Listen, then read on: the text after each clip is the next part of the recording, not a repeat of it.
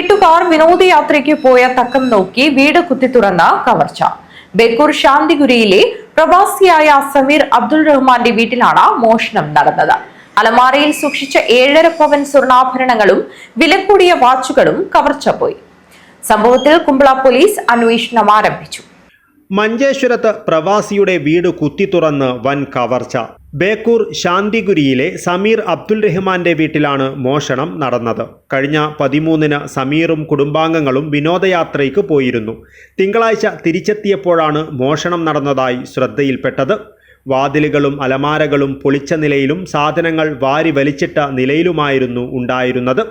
അലമാരകളിലൊന്നിൽ സൂക്ഷിച്ച 4 ലക്ഷം രൂപ വില വരുന്ന 7.5 പവൻ സ്വർണ്ണാഭരണമാണ് നഷ്ടമായതെന്ന് വീട്ടുടമ കുമ്പള പോലീസിൽ നൽകിയ പരാതിയിൽ പറയുന്നു. കൂടാതെ അലമാരയിൽ സൂക്ഷിച്ചിരുന്ന വില കൂടിയ വാച്ചുകൾ നഷ്ടമായതായും സ്ഥിരീകരിച്ചിട്ടുണ്ട്. 2 ദിവസം മുമ്പ് ഒരു പുറത്ത് യാത്ര ചെയ്തിട്ടുണ്ടായിരുന്നു. അപ്പോൾ തിരിച്ചു പോയിട്ട് വരുമ്പോൾ നമുക്കാണ് ഈ സംഭവം കണ്ടത്.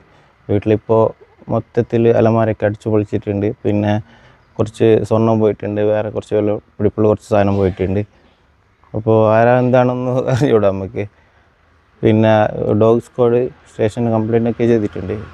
പക്ഷേ ഇതുവരെ ഒരു റിപ്ലൈ നമുക്ക് കിട്ടിയില്ല. ഇതിനെക്കുറിച്ചിട്ട് ഒരു 7-8 പവനാവും സ്വർണം. പിന്നെ വേറെ കുറച്ച് സാധനമൊക്കെ പോയിട്ടുണ്ട്, വാച്ചും മറ്റു കാര്യങ്ങളൊക്കെ.